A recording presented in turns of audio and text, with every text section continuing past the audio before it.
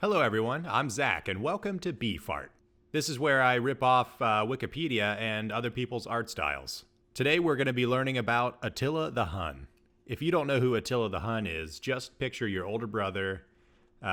He's coming into your room, pushing you down, and then taking your stuff. Because that's basically what Attila did to the Roman Empire for decades. I'm going to be drawing Attila the Hun in the style of Pokemon. This style was requested by my friend Steven. Shout out to Steven. Now, if you were like me as a kid, you played Pokemon like it was your full-time job.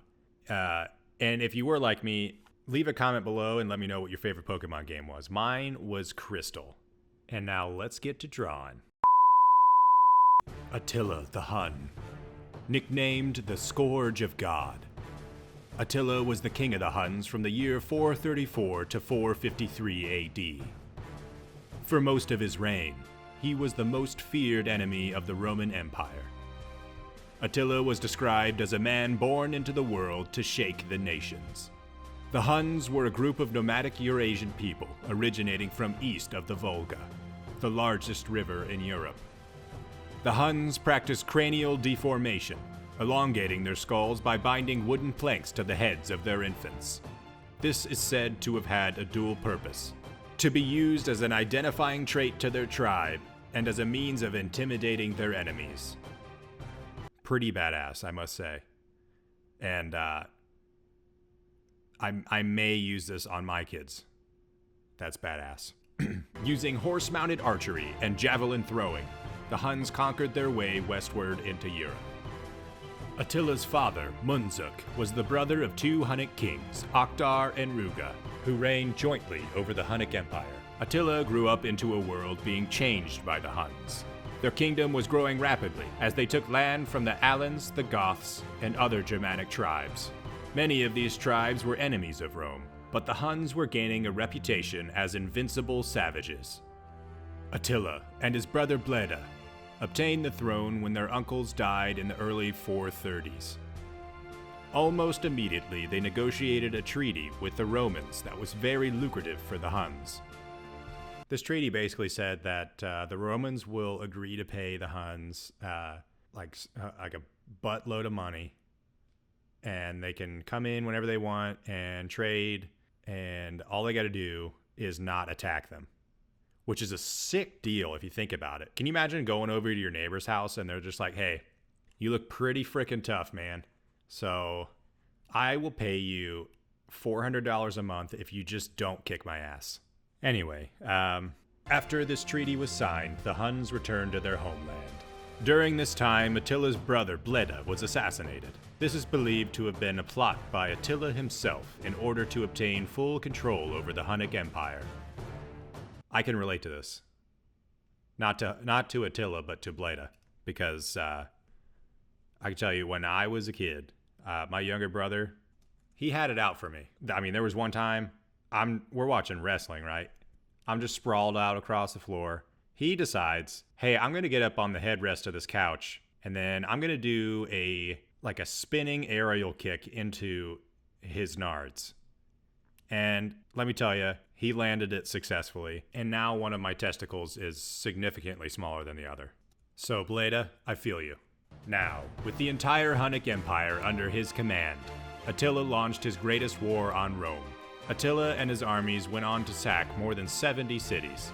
Attila now had control over Scythia, Germania, and Scandinavia.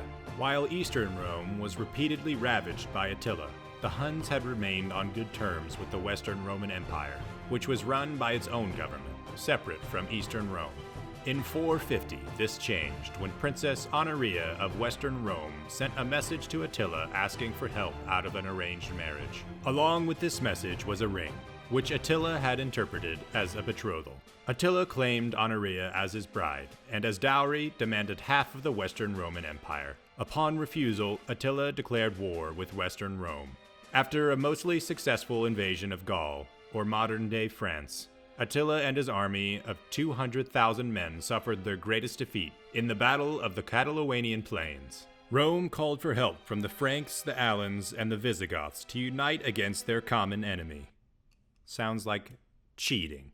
Defeat was imminent. Within the Hunnic camp, Attila made preparations to kill himself by fire instead of being captured alive. Luckily for him, the Roman army decided to accept a retreat from the Huns, and Attila was allowed to live another day. After suffering this defeat, Attila retreated back into Central Europe. In 452 AD, Attila invaded Italy. He sacked Milan, Aquileia, and other Italian cities, but after meeting with Pope Leo I, decided to pull back. It is unknown what is said between the two, but the meeting is referenced in Raphael's famous painting, The Meeting of Leo the Great and Attila. In 453 AD, while celebrating one of his many marriages, Attila the Hun died of a severe nosebleed. In the morning, Attila's men slashed their cheeks so that their greatest king would not be mourned by the wailing of women, but by the blood of men. Badass. Attila was then placed within 3 coffins, a gold one, a silver one, and an iron one. He was then buried in a secret location, and those who buried him were subsequently killed in order to preserve the secrecy. Without Attila to lead them, the Hunnic Empire had collapsed by the year 469 AD. However, many historians believe that Attila's war on Rome is what weakened it to the point of falling by the year 476 AD. So there you have it. Here is Attila the Hun as a Pokemon trainer.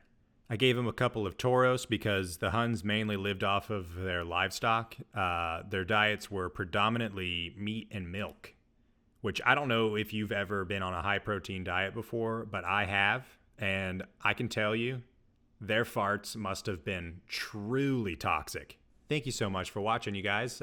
If you like what you see, please consider giving me a like and a subscribe, share with your grandmas, tweet to Elon Musk. And always remember, guys, if you find yourself living paycheck to paycheck, don't be afraid to start kicking your neighbors' asses so that they have to pay you not to kick their ass. So stay tuned for more financial advice.